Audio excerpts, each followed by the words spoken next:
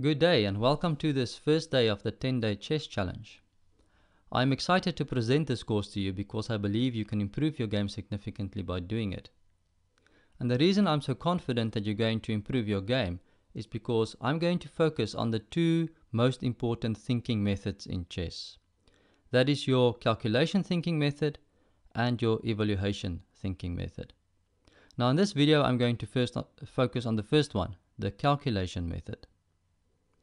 There's a summary of the method just below the video if you want to have a quick look at that. And I'm going to explain how this method works by using this example. The thinking method is a 5-step method, and the first step is to find your opponent's threats. Now they say in war, the first principle is that you must know your enemy. So in calculation it's the same. Before you can start calculating moves, you have to know what your opponent is threatening. There's no point calculating some deep variation if your opponent is threatening a checkmate against you. So that's why it's important to, first of all, focus on your opponent's threats. Once you know the threats, then you will have liberty to start calculating some tactics of your own. So let's see in this position, black is threatening to capture our pawn. And he's also threatening to possibly exchange his queen for 2 rooks. For example, he'll take our rook, and then if we take his queen, then with that rook he'll capture our rook, and he gets 2 rooks for his queen.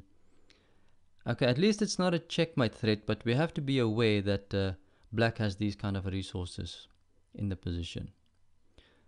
Okay, now that at least we know that black is not threatening some kind of checkmate against us, or to capture our queen or something like that, we can move on to the next step, which is identifying all the targets and the motifs. Now a target is a piece or a pawn that we are already attacking or can easily attack. So for example, this rook is a target because we're already attacking him, putting pressure on him. The king is definitely a target because we can easily check him. This queen is not really a target because there's no way to attack her. If we attack her with the pawn, then we simply lose the pawn. We didn't deal with that threat then, so there's no other way to effectively attack the queen, and there's also no way to effectively attack this rook. So that's the two targets we'll have to work with.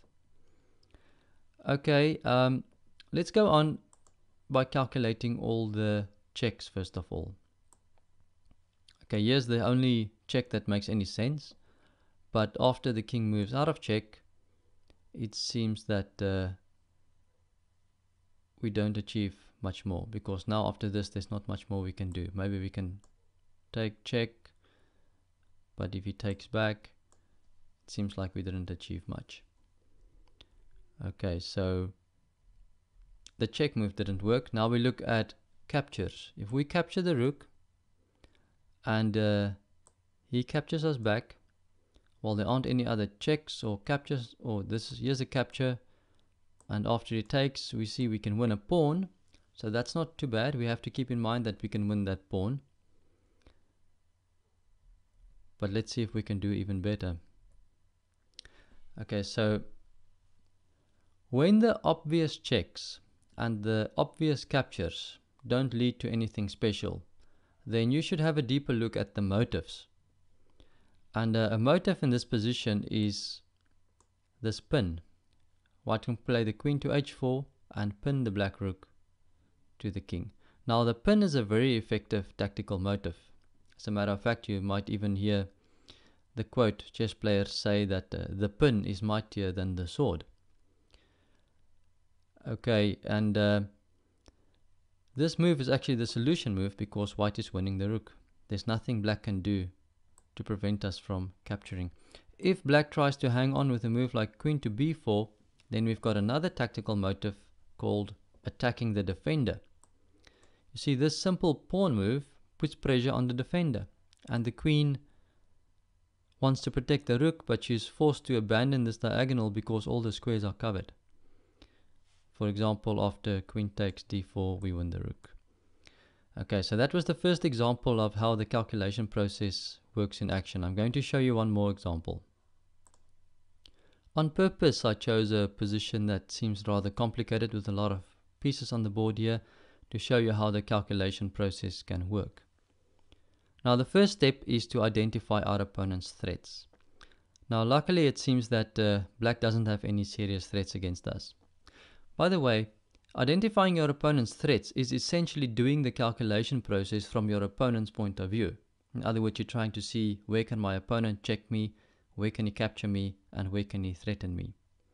And in this position, there doesn't seem to be any serious threats that black has against us. So that gives us liberty to move on to the next step, which is identifying all the targets and motifs. Here's an obvious target because we're already attacking the knight. And the queen is also a target because we can put the knight on d5 and attack the queen. So the queen is a possible target. This knight is not really a target because we can't attack him. If we push the pawn up, then black can just capture us and we didn't achieve anything. Okay, so this seems to be the two targets that we'll have to focus on. Next we look at the motifs. And the first motif you should notice here is, with the rook being on the same file as the queen, there's going to be possible discovered attacks on this file.